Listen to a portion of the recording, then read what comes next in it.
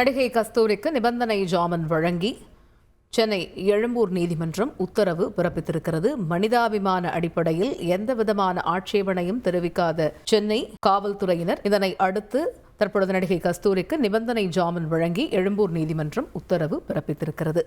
இது குறித்த முழு விவரங்களை அறிவோம். எமது செய்தியாளர் சாலமன் இணைகிறார். சாலமன், வணக்கம். நடிகை கஸ்தூரிக்கு நிபந்தனை ஜாமீன் வழங்கி சென்னை எழும்பூர் நீதிமன்றம் உத்தரவிட்டிருக்கிறது.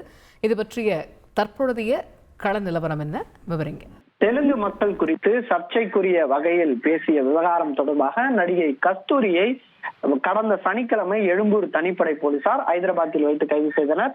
கைது செய்யப்பட்ட அவரை சென்னைக்கு அழைத்து வந்து எழும்பூர் நீதிமன்றத்தில் ஆஜர்படுத்தினார்.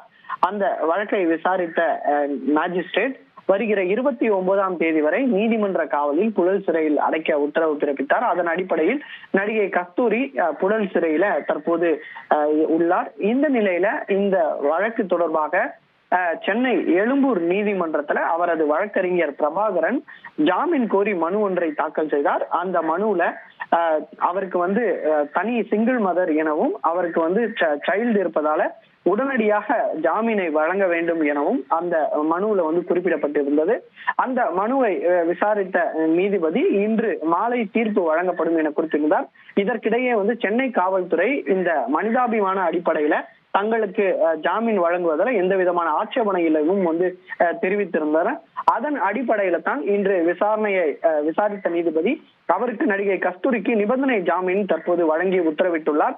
நாளை வெளியே வருவார் எனவும் எதிர்பார்க்கப்படுகிறது. என்ன நிபந்தனை என்பது தொடர்பான விவரங்கள் இன்னும் கூடிய விரைவில் வெளியாக வாய்ப்பிருப்பதாகவும் கூறப்படுகிறது. தகவல்களுக்கு நன்றி சோலம். செய்திகளை உடனுக்குடன் தெரிந்து கொள்ள உடனே சப்ஸ்கிரைப் பண்ணுங்க.